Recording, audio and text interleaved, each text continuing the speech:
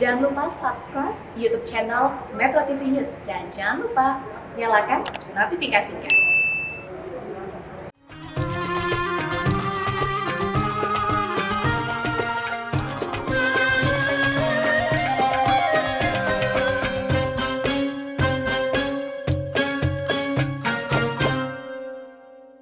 أعوذ بالله من الشيطان الرجيم بسم الله الرحمن الرحيم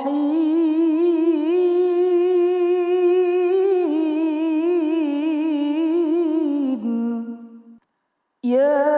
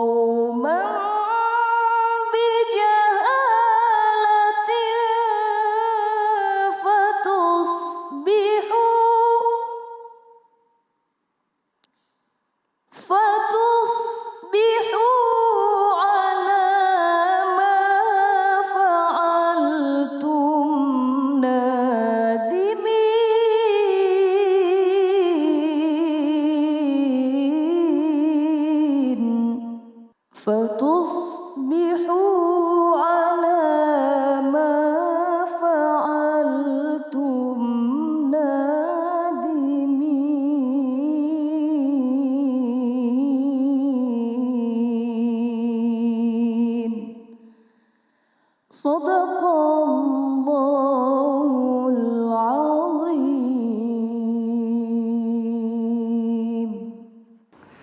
Assalamualaikum warahmatullahi wabarakatuh.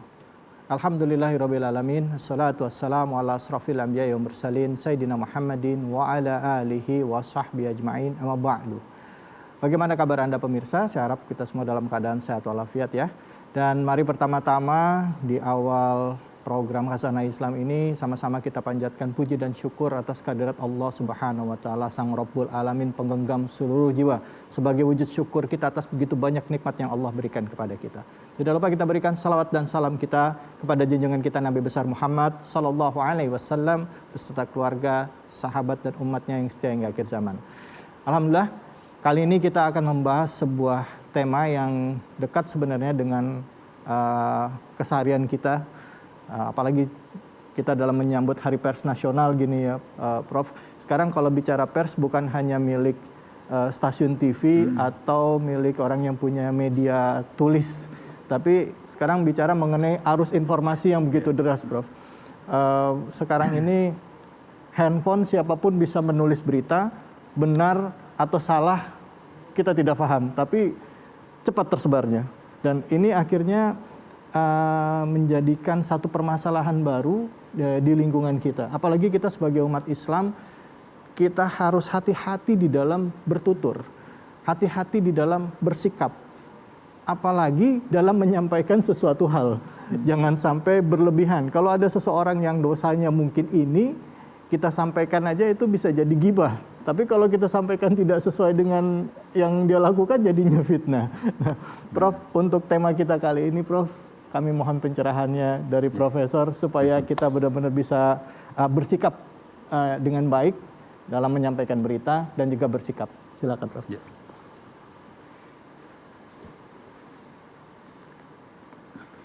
Bismillahirrahmanirrahim. Assalamualaikum warahmatullahi wabarakatuh. Waalaikumsalam. Alhamdulillahirrabbilalamin. Wassalatu wassalamu ala sayyidina habibina Muhammadin sallallahu alaihi wasallam. Amma ba'd. Para pemirsa yang dimuliakan Allah Subhanahu wa taala, topik kita kali ini ialah menyangkut masalah pemberitaan ya Mas. Menyangkut masalah media atau pers, mungkin juga nanti ada kaitannya dengan Hari Pers Nasional yang berlangsung ini. Nah, memang masalah media ini sangat penting. Masalah pemberitaan ini sangat penting. Begitu pentingnya pemberitaan ini sampai diangkat menjadi salah satu nama surah dalam Al-Quran. Ada surah An-Naba.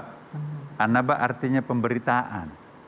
Kenapa Allah memasang khusus sebuah surah dalam Al-Quran, surah tentang pemberitaan, An-Naba? Karena di sini ada satu hal yang sangat penting. Tanpa pemberitaan, maka bumi dunia ini akan bisu. Tapi over pemberitaan itu pun juga nanti akan ada dampaknya. Bagi kita dalam agama Islam itu, apapun boleh kita bicarakan, apapun boleh kita sharekan, apapun boleh kita expose. Tetapi yang penting sesuai dengan etikanya itu. Tanpa etika itu bisa jadi bumerang. Ya, apa yang dimaksud etika? Dalam berkomunikasi itu, di dalam agama Islam itu ada 3 macam pesan. Ada pesan yang disampaikan dari bawah ke atas, itu namanya doa. Ada pesan yang disampaikan dari atas kepada bawah, bawahan atau di bawah, itu namanya amar, perintah. Ada pesan yang disampaikan kepada teman sejawat yang selevel, itu namanya iltimas. Itu ada etikanya semuanya. Ya, tuntutan dari bawah ke atas itu namanya doa. Maka itu kalau kita berdoa, jangan seperti menyuruh Tuhan. Itu tidak etis. Ya. Dan sebaliknya kalau kita sebagai orang yang di atas, orang tua terhadap anak, kita juga jangan sampai melecehkan kapasitas kita sebagai orang tua. Memohon-mohon, mengiba-iba kepada anak, itu membalik kenyataan itu. Nah, kita juga teman sejawat itu mengekspresikan sesuatu keterbukaan, ya kan. Kita tidak kaku. Boleh, tapi lihat dulu. Apakah itu teman atau saudara? Apakah itu orang tua? Apakah itu Tuhan? Apakah itu anak? Ya, apakah itu staf kita, bawahan kita? Jangan salah penempatan. Etika bahasa yang digunakan seharusnya untuk bawahannya, untuk anaknya, digunakan kepada atasannya. Ya. Wah, itu tersinggung tuh. Iya kan? Atau mestinya harus menggunakan bahasa santun, tapi pakai bahasa seperti berkomunikasi saudaranya. Itu bos loh. Nah, kapan ini kita melanggar etika ini? Di dunia kita bermasalah, tentu juga ada akhiratnya, ya kan? Ya, perintah Quran, wa qul lahuma qawlan karima. Berkomunikasilah kepada kedua orang tuanya itu dengan komunikasi yang mulia. Qawlan karima. Kepada anak, qawlan baligha, ya kan? Kepada saudara, qawlan layyinan, qawlan taqila, qawlan azima. Itu ada 7 bentuk qawlan, etika berkomunikasi dalam Al-Quran. Makanya itu saya ingin ingatkan kepada kita semuanya, apapun profesi kita.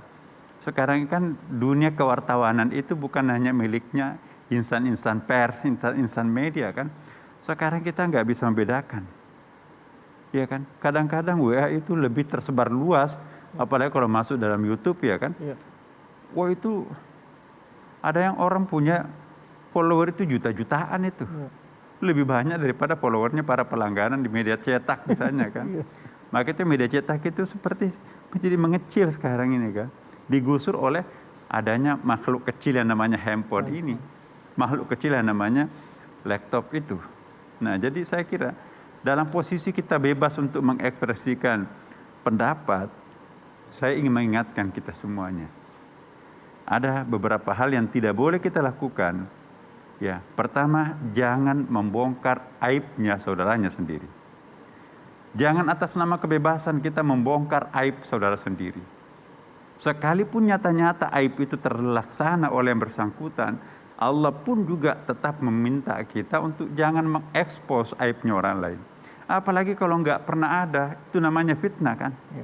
Al-fitnatu asyaddu minal qatl, 2 kali dalam Al-Quran. Fitnah itu lebih keji daripada pembunuhan. Karena kalau orang dibunuh sudah selesai. Inna lillahi wa inna ilaihi raji'un.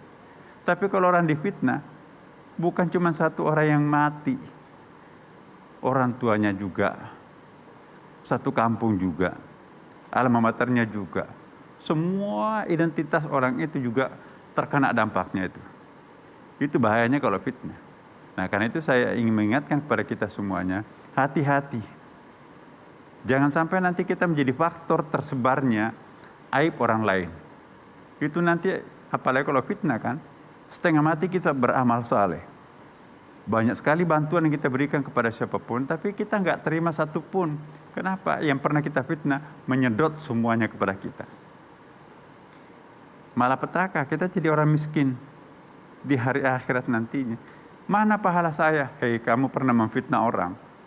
Semua pahalamu disedot oleh mereka. Jadi orang yang difitnah, jangan terlalu bersedih hati. Anda akan panen nanti satu saat. Semua amal kebajikan orang yang memfitnah Anda akan sedot jadi orang kaya di akhirat. Baik Prof, kita akan lanjutkan lagi. Pemirsa jangan kemana-mana, tetaplah di Khazanah Islam bersama dengan Imam Besar Masjid Istiqlal, Profesor Dr. Nazarudin. Tuntutan dari bawah ke atas itu namanya doa. Maka itu kalau kita berdoa, jangan seperti menyuruh Tuhan. Itu tidak etis. Berkomunikasilah kepada kedua orang tuanya itu dengan komunikasi yang mulia.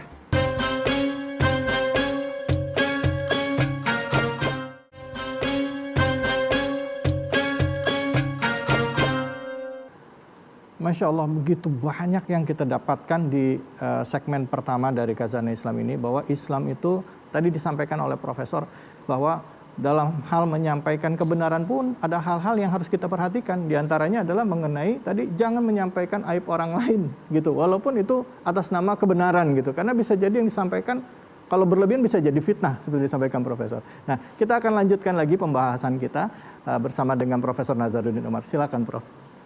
Ya, jadi para pemirsa, saya ingin mengingatkan pada kita semuanya hati-hati ya.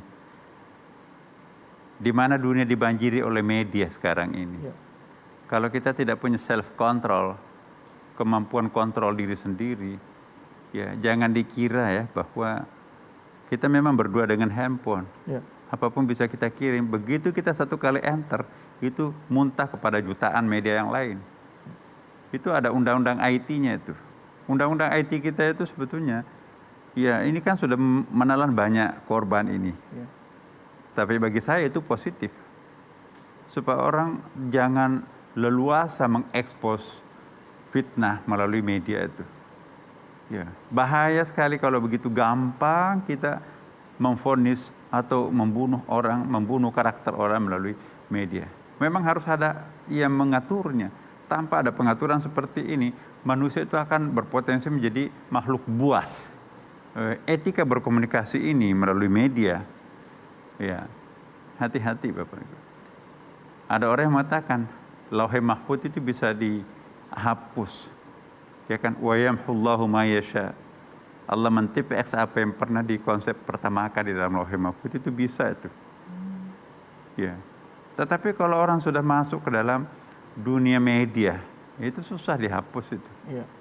Sampai cucunya pun, cicitnya pun juga nanti akan begitu klik siapa neneknya, siapa kakeknya. Oh itu yang dulu pernah itu. Masih ada gambarnya kok tersisa di situ. Data digital ya istilahnya. Masya Allah. Itu membunuh karakter anak generasinya sendiri.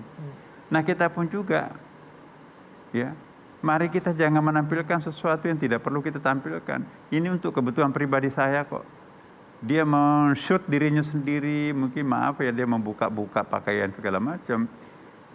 Tiba-tiba handphonenya jatuh, hilang, diekspos. Masya Allah, menyebabkan orang lain bisa dipenjara, menyebabkan dirinya bisa terekspos, auratnya kemana-mana. Ya, jadi hati-hatilah, hati-hati dalam rangka menjelang atau kita memperingati Hari Pers Nasional ini kita. Saya tidak mengkhawatirkan dari kalangan media formal, karena mereka sudah tahu persis kode etik apa etika media itu. Ada undang-undang pers. Yang saya khawatirkan teman-teman kita ini yang kecantol dengan benda-benda kecil ini, tapi tidak tahu apa dampak daripada sebuah pemberitaan itu. Jadi hati-hati teman-teman. Istafti qalbah, tanyalah pada hati nuraninya sendiri. Di sini ada kok itu. Ada sensor filter yang sangat kuat dalam batin kita. Kalau kita mau memberitakan aib seseorang, di sini ada jangan Mbak, jangan Mas. Itu bagaimana kalau Anda diperlakukan seperti itu? Tapi ada juga iblis, lakukan, siapa suruh dia seperti itu. Kamu kan yang pernah dipermalukan, kapan waktunya membalas kalau bukan sekarang? Antara mendengarkan hati nurani atau bisikan iblis.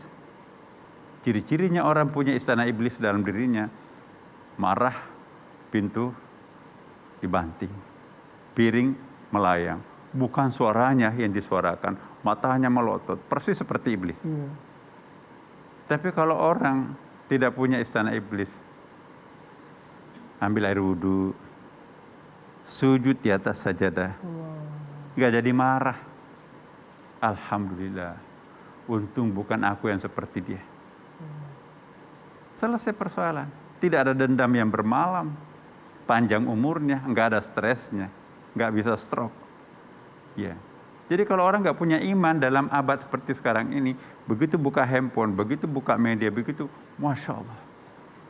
Jadi kita harus punya kekuatan iman sekarang ini. Belum lagi kalau sampai terpengaruh ya Prof. Benar. Nah, jadi saya kira Adinda David ya, perlu ya, topik kita ini sangat penting ini. Bagaimana supaya kita berkomunikasi dengan orang lain tanpa menimbulkan korban kepada siapapun. Ya kan? Mari kita mengendalikan diri. Boleh jadi jari jemari ini didikte oleh iblis nih. Boleh jadi mulut kita ini nggak ada yang dengar, tapi semua orang bisa merekam kan. Apalagi kalau salah pencet. Problem salah pencet itu banyak sekali akibat. Ya, saya kira inilah hari ini kita bisa diskusikan, dan mudah-mudahan Allah Subhanahu Wa Taala memberikan berkah untuk kita semuanya, dan selamat kepada rekan-rekan yang bekerja di dalam dunia media dan dunia pers ini. Semoga masyarakat kita bisa menjadi lebih sabar, lebih tenang, dan lebih dewasa, lebih matang. Peranan media sangat penting. Demikian, wassalamualaikum warahmatullahi wabarakatuh. Waalaikumsalam warahmatullahi wabarakatuh. Silakan Prof. Prof, ada satu pertanyaan nih Prof. Ini sering jadi dasar pemikiran, yaitu menyampaikan kebenaran. Artinya ini jadi sering kali jadi senjata. Kadang-kala itu tadi kuli haqqa walau kana muron. Sampaikan walau itu pun menyakitkan. Ini sering jadi senjata. Ya saya harus menyampaikan karena memang ini kezaliman gitu. Nah itu bagaimana Prof kalau begitu? Ya bagus. Qulil haqqa walau kana muron itu hadis. Ya. Katakanlah kebenaran itu meskipun pahit. Tapi jangan salah, pada saat kita dimungkinkan untuk bicara. Kalau kita tidak timely untuk bicara, hati-hati. Ada ayat, wala tulqu biyadikum ila tahluka. Jangan menceburkan diri kalian ke dalam kebinasaan. Lebih tinggi posisinya Al-Quran daripada hadis. Ya. Sudah tahu kalau apa akibatnya kalau saya seperti ini. Itu akan menceburkan diri dalam kebinasaan. Ya. Sudah tahu pasalnya berapa, nanti akan dipenjara 7 tahun ini. Ya. Mau nekat seperti itu namanya menceburkan dirinya ke dalam kebinasaan. Aku menyampaikan kebenaran kok. Kebenaran itu pada saatnya yang tepat. Kalau tidak tepat, ya diamkan. Tidak semua yang ada di unek-unek ini harus dibongkar. Orang yang rajin membongkar unek-uneknya tanpa melihat medannya apa dan waktunya kapan, orang itu pasti akan sering menyesal. Tapi orang yang paling berwibawa, berpotensi menjadi tokoh masyarakat, orang yang irit membelanjakan informasi yang di benaknya kepada orang lain. Dia pilih waktunya kapan, dia tahu siapa yang di hadapannya, dia tahu alat apa yang harus kita gunakan untuk menyampaikannya. Orang yang hati-hati memberikan informasi, ya itulah nanti akan menjadi tokoh dalam masyarakat kita.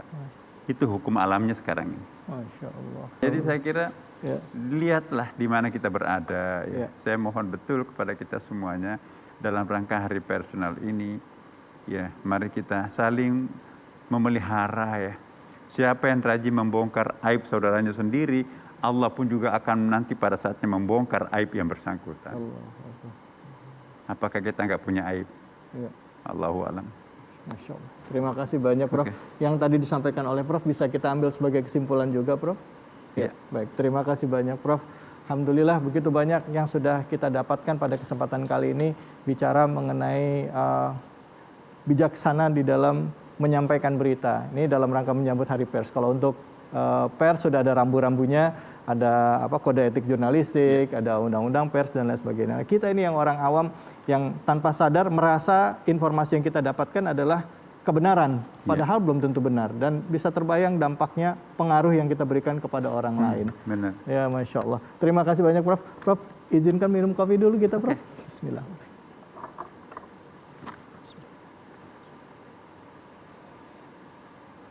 Alhamdulillah. Luak hitam baru, nggak kemanisan, mantap. Bungkusnya jangan dibuang ya pemirsa, karena Anda berkesempatan untuk mendapatkan hadiah umroh gratis dan emas. Terima kasih Prof. Dan insya Allah setelah ini kita akan mendengarkan Ustadz Khalil Nafis yang akan melanjutkan kajian sesuai dengan tema kita.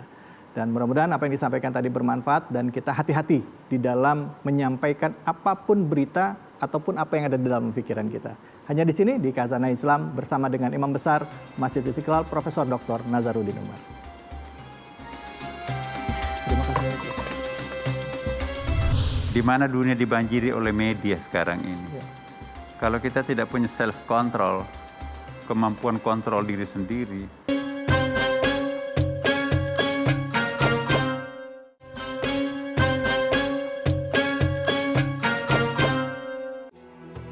Santun adalah berkata lembut serta bertingkah laku halus dan baik. Kesantunan seseorang akan terlihat dari ucapan dan tingkah lakunya. Ucapannya lemah lembut, tingkah lakunya halus, serta menjaga perasaan orang lain. Dari sini dapat disimpulkan bahwa santun mencakup dua hal, yakni santun dalam ucapan dan santun dalam perbuatan. Sopan santun menjadi sangat penting dalam pergaulan hidup sehari-hari. Kita akan dihargai dan dihormati orang lain jika menunjukkan sikap sopan santun. Orang lain merasa nyaman dengan kehadiran kita. Ya, alhamdulillahirabbil alamin. Kita kembali lagi di Khazanah Islam bersama dengan Imam Besar Masjid Istiqlal yaitu Profesor Dr. Nazaruddin Umar, dan di kesempatan kali ini seperti yang saya sampaikan tadi, kita akan mendengarkan tausiah lanjutan dari Kiai Haji Khalil Nafis yang alhamdulillah sudah bersama-sama dengan kita. Assalamualaikum Kiai. Waalaikumsalam warahmatullahi wabarakatuh. Tema kita Kiai ini cukup menarik karena bicara mengenai adab dan kesantunan, itu kesantunan bahasa, tubuh, lidah, dan pena. Mungkin sekarang bukan pena ya, jari ya. Kiai, tadi kita sudah bicara mengenai hal yang lebih umum. Nah, sekarang saya mau agak lebih sedikit mengerucut, Kiai. Bagaimana jika kita ingin menyampaikan sesuatu atas nama kebenaran, ya, menyampaikan sesuatu hal kebenaran, misalnya mengkritisi lah ya, gitu ya. Misalnya mengkritisi pimpinan di perusahaan kita atau di lingkungan sekitar rumah kita atau di suatu wilayah gitu. Nah, apakah ada aturan-aturannya di dalam Islam? Silakan ya.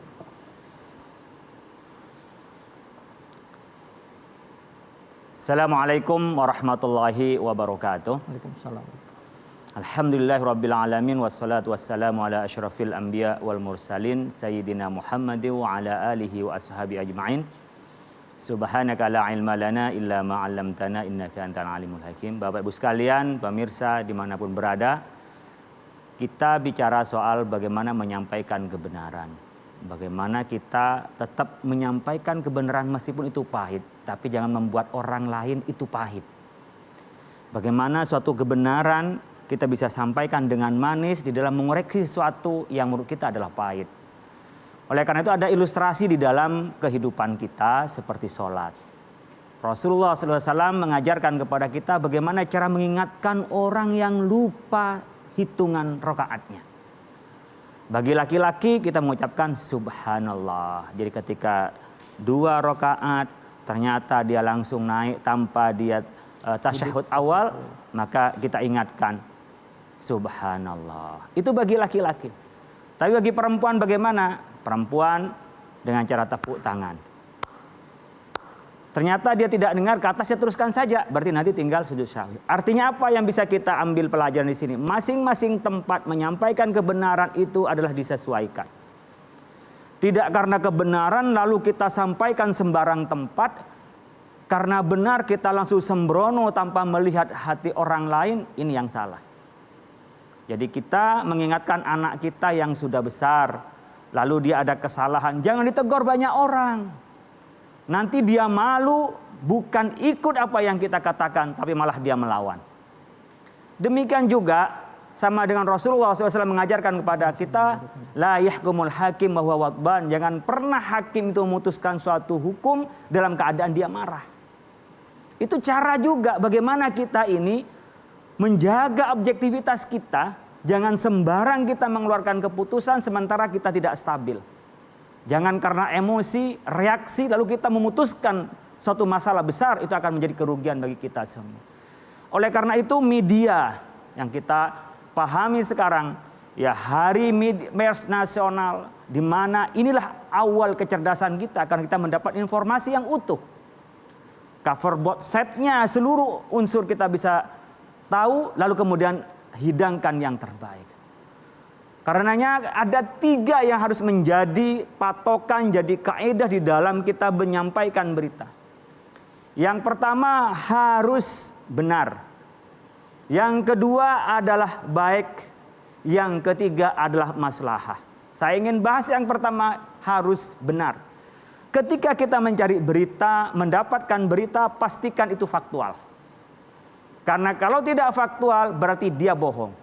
Ibu bapak menerima di handphone kita sebuah berita.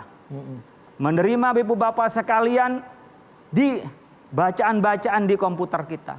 Di web kita. Bapak ibu sekalian boleh mendengarnya. Tapi jangan langsung percaya. Tapi coba pilih dulu faktanya benar atau tidak. Yang kedua harus baik. Berita ini benar. Ada seseorang yang berantem suami istri. Benar. Teman sedang apa? Sedang nususan dengan pasangannya. Benar. Nah, kalau ini benar, faktual, tapi baik enggak berita ini? Berita enggak baik. Kita perlu tajahul, pura-pura enggak tahu karena enggak ada hubungan dengan kita, kecuali kita sebagai hakim. Karena berita baik itu bisa membuat kita nyaman, berita buruk membuat kita tidak nyaman. Dari berita ini kita bisa lihat bagaimana Rasulullah SAW pada peristiwa Ifk. Ketika berita itu tidak baik membuat Rasulullah itu juga menjadi tidak nyaman. Siti Aisyah menjadi tidak nyaman pada saat itu. Yang ketiga adalah harus maslahah.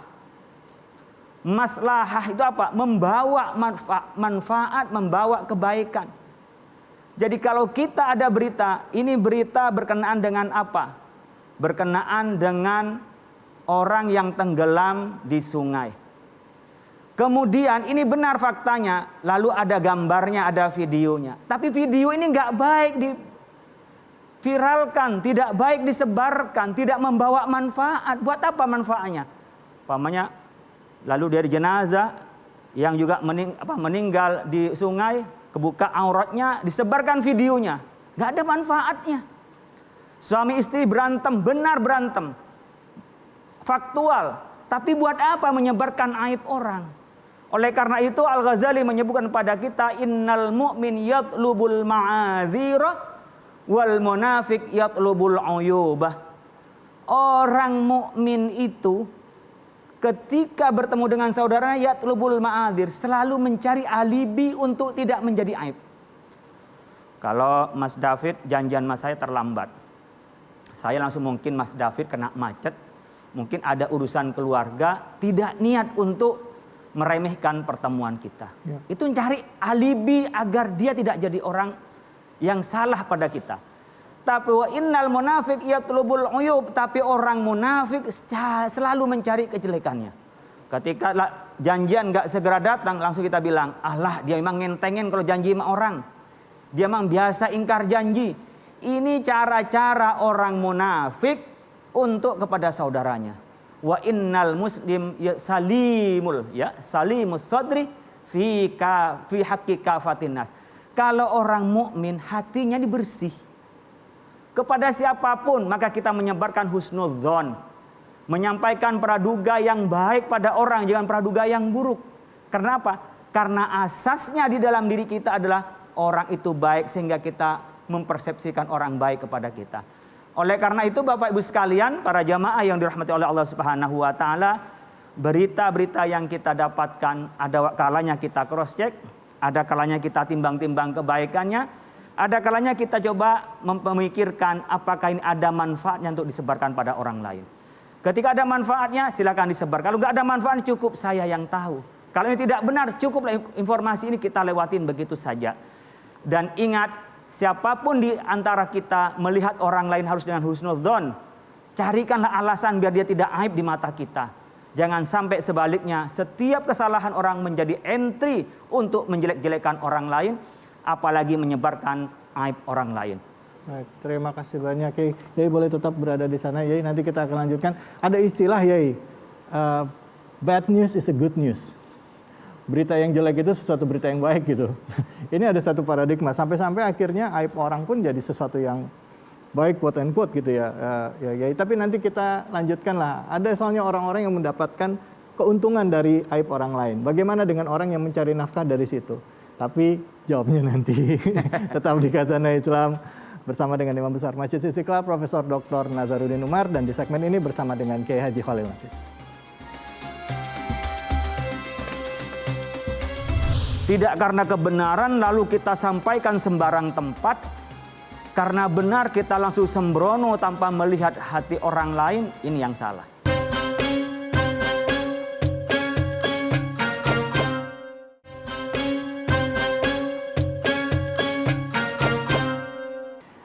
Ya, alhamdulillahirrabbilalamin, kita kembali lagi di Khazanah Islam bersama dengan Imam Besar Masjid Istiqlal yaitu Profesor Dr. Nazaruddin Umar, dan di segmen 3-4 ini bersama dengan Kiai Haji Khalil Nafis.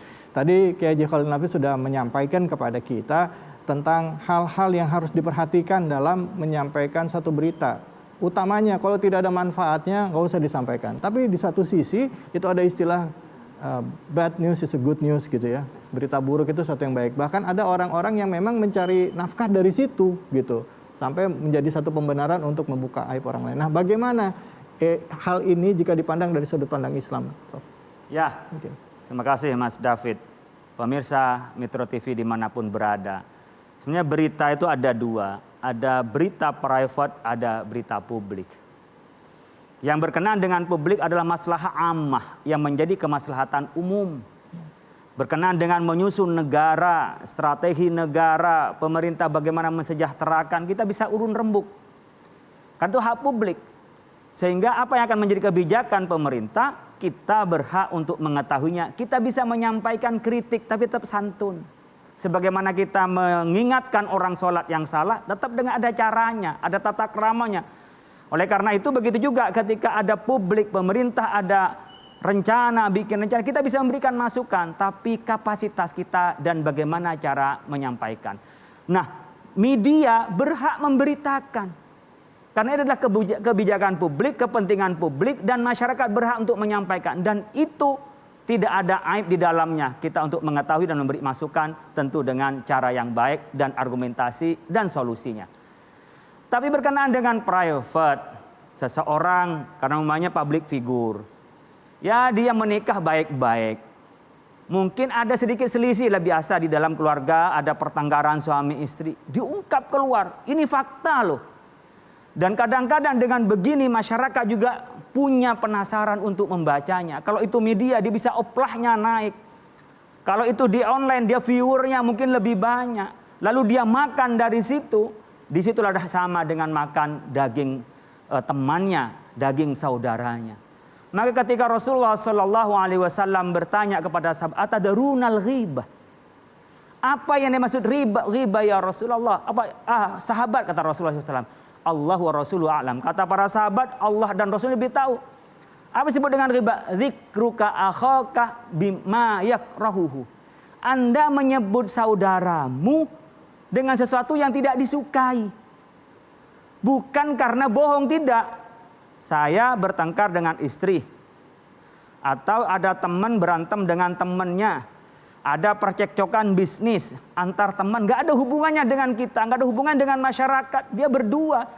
Dan tak butuh penengahan. Lalu kita beritakan luas-luas. Untuk apa? Mencari aibnya. Itulah ghibah. Ghibah itu bagaikan makan daging saudaranya. Bagaikan makan dengan apa? Darah saudaranya. Oleh karena itu kita jangan sampai mengeksploitasi keburukan orang lain atas nama dengan ini hak publik, kemudian kita makan dari hasil menyebarkan ghibah itu. Dan itu yang bahaya. Nah, yang menulis ghibah, yang juga meliput ghibah, dan yang menyebarkannya pun juga bagian dari terkena dosa. Yang nonton, ya? Yang nonton juga begitu, segera diganti. Ya, Hapus kalau perlu ya. langsung hapus kalau perlu, nggak usah dibuka lagi. Jadi kalau ada grup-grup di WA yang kerjaannya ngirim video-video yang begituan, hanya menambah dosa, berita-berita yang hanya begituan, segera live dari grup itu. Ya. Itu nggak nambah kebaikan bagi kita, cuma nambah dosa. Dampaknya ke kita ada tidak, Kiai? Ada pada kita. Setiap maksiat itu ada dampak pada kita. Bagi orang yang sensitif pasti ada rasa gejolak. Hanya bagi orang yang tidak punya sensitivitas, siapa dia? Yang sering maksiat. Allahu Akbar. Orang yang sudah sering maksiat, orang yang sering membaca berita yang buruk, orang yang senang melihat hal-hal yang buruk, akhirnya dia kebal dengan keburukan itu. Tapi orang yang tak pernah melihat itu pasti langsung istighfar, astagfirullahaladzim. Kepikiran itu. Oleh karena itu kalau kita mendapat berita, ketika berita itu sudah tidak lagi mendidik kita, segera berita itu diabaikan. Jangan sampai di-share. Oh lucu-lucuan Pak, nggak lucu. Oh ini bercanda Pak, tidak bercanda. Bahkan kita demi kehati-hatian, sekiranya kata-kata, sekiranya itu adalah berita menimbulkan salah paham kepada publik, hindari itu. Apalagi tokoh. Teman pun antar teman kalau sehingga menimbulkan itu adalah kesalahpahaman, jangan disebarkan. Suatu saat Rasulullah SAW pernah bersabda, "Maqala la ilaha illallah Muhammadur Rasulullah dakhalal jannah." Siapa yang mengucap la ilaha illallah Muhammadur Rasulullah masuk surga. Senanglah Mu'adz bin Jabal. Ya Rasulullah, saya sebarkan ini ya kepada orang lain. Apa kata Rasulullah? Jangan. Nanti orang salah paham. Setelah syahadat dia nggak ngerjain apa-apa. Jadi jangan disebarkan dulu karena orang nanti hanya dianggap masuk surga hanya dengan ini sehingga tidak melakukan kebaikan. Tidak melakukan syariahnya, tidak melakukan ihsannya. Bagaimana Rasulullah SAW itu mengantisipasi. Sekarang dengan dunia media ini kita menjadi tidak ada level. Maka kita dampingi anak-anak kita, dampingi anak-anak didik kita, anak-anak kandung kita, kita dampingi agar apa? Dia bisa menyeleksi berita. Oleh karena itu, berita ini penting karena berita menjadi sumber ilmu dan ilmu itu dari berita. Tetapi ilmu itulah yang akan membuat kita sehat dalam pengetahuan kita, tapi ghibah, fitnah yang membuat kita itu malah jauh dari Allah dan bukan tambah pintar tapi tambah bebel, jauh dari ilmu kita. Terima kasih banyak Kiai. Kiai silahkan Kiai, ini semangat sekali Kiai. Kiai, emang kalau saya lihat Kiai, di dalam Islam kita dibiasakan untuk tidak langsung percaya terhadap apa yang kita terima. Bahkan kalau saya lihat para ini agak sedikit lompat ya gitu. Para ahli hadis misalnya contoh gitu. Dalam menerima hadis itu mesti dijelaskan dulu sanadnya ya kan. Baik itu perawinya siapa, ininya sih. Jadi nggak bisa langsung. Artinya dari situ kita bisa melihat bahwa Islam itu selalu hati-hati di dalam menerima apapun gitu. Ya kan kita bisa melihat bagaimana informasi yang valid itu ya hadis. Ya. Kalau Al-Quran udah jelas dijamin oleh Allah. Inna nahnu nazzalna dzikra wa innahu lahafizun. Allah pasti memelihara Al-Quran. Ya. Tapi bagaimana menjaga autentisitas hadis, informasi itu. Di hadis itu ada 3 tingkatan. Ya. Berkenaan dengan kuantitas itu ada mutawatir. Mutawatir itu pembicaraan Rasulullah yang ditangkap oleh para sahabat yang mereka banyak, enggak mungkin yastahilu tawatu halal kadhib. Mereka mustahil untuk sepakat bohong. Ya. Itu pasti dijamin kebenarannya. Lalu ada hadis masyhur. Hadis ini yang diceritakan oleh beberapa orang tapi tidak sampai meluas. Ya.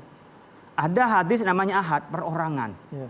Jadi klasifikasi ini ketika mutawatir maka otomatis bisa jadi sumber hukum. Tapi ahad entar dulu. Ya. Bertentangan atau tidak karena masih satu orang. Ya. Jadi satu orang kemungkinan juga salah. Kemudian dari kualitas itu ada sahih, ada hasan, ada dhaif. Ya. Jadi kalau sahih itu adalah memang dari riwayat orang yang dikenal hafalannya kuat, orangnya wara, itu adalah orang yang hadis sahih. Hasan dia hafalannya kuat, wara baik, tapi dia di tingkat di bawahnya jadi hasan. Kalau ada orang yang kira-kira cirinya kurang baik, umpamanya dia kurang menjaga muru'ah. Ya masih jalan-jalan pinggir jalan, nongkrong pinggir jalan, itu udah hadisnya dhaif, nggak bisa jadi rawi. Nah, kalau maudhu itu bukan hadis, orang ngarang-ngarang, bukan hadis dibilang hadis. Itu banyak sekali. Maudhu itu kadang-kadang untuk kepentingan tertentu atau untuk motivasi niatnya, tapi orang salah dikirain hadis padahal dia adalah peribahasa saja. Nah, melihat dari tingkatan hadis ini, bagaimana Islam mengajarkan otentisitas dari berita. Ya. Jadi berita diklasifikasi ini validitasnya 100%, validitasnya 70%, atau ini 50%. Atau sama sekali ini tidak. Oleh karena itu sumber Islam, sumber hukum Islam, dipastikan sumbernya itu adalah original, otentik, valid, baru kemudian penafsirannya. Nah, sama dengan kita berita ini dipastikan dulu kalau kita mau jadikan pijakan dalam memutuskan sesuatu, pijakan di dalam untuk kita berbuat, maka pastikan dulu pijakan ini benar atau tidak. Beritanya valid atau tidak, benar atau tidak. Nah, kalau kita hanya mengambil dari Syekhuna Google, ya, Mbak Google, MSI, hanya ngambil dari Mbak Google, lalu kita ambil tanpa tahu nih yang nulis siapa, kebenarannya siapa. Mungkin di Google ada yang valid, ya, tapi ada juga yang hanya tulisan nggak jelas, ngutip dari mana gitu. Kita lu percaya dan ini dijadikan pijakan, rusak semuanya. Karena dasarnya salah, maka akan ada keputusannya itu juga salah. Oleh karena itu Islam mengajarkan kita informasi itu penting, pemberi informasi juga penting. Malaikat Jibril itu tugasnya memberikan informasi turunnya wahyu kepada Rasulullah. Itu penting, menyampaikan kebaikan. Tapi ada juga yang kadzab, ya, yang pembohong, itu juga menjadi masalah. Seperti hanya ngaku nabi, ya, Musailamah al-Kadzab, itu kan dari kebohongan-kebohongan. Jadi bohong itu menyampaikan sesuatu yang tidak sesuai dengan kenyataannya, itu menjadi bohong. Baik, terima kasih banyak Yai. Kira-kira Yai singkat saja satu kata-kata, apa kira-kira kalau dibentuk dalam satu kalimat, apa yang jadi kesimpulan kita di tema kita kali ini? Kita bijak di dalam menerima informasi dan menyampaikan informasi. Bijak dalam menerima informasi dan menyampaikan informasi. Dan hati-hati dengan informasi. Hati-hati dengan informasi. Baik. Memang kita sebagai umat Islam harus hati-hati dalam menyampaikan segala sesuatu. Kalaupun memang menegakkan kebenaran, tadi lihat dulu manfaatnya ada nggak? Nanti jadinya gibah atau tidak, fitnah atau tidak, dan lain sebagainya gitu ya. Terima kasih banyak Yai, terima kasih banyak pemirsa. Semoga apa yang disampaikan bermanfaat bagi kita semua ya. Tapi sebelum kita tutup, izinkan saya minum kopi dulu ya Yai ya. Ayo, bismillahirrahmanirrahim. Mari Yai. Bismillah.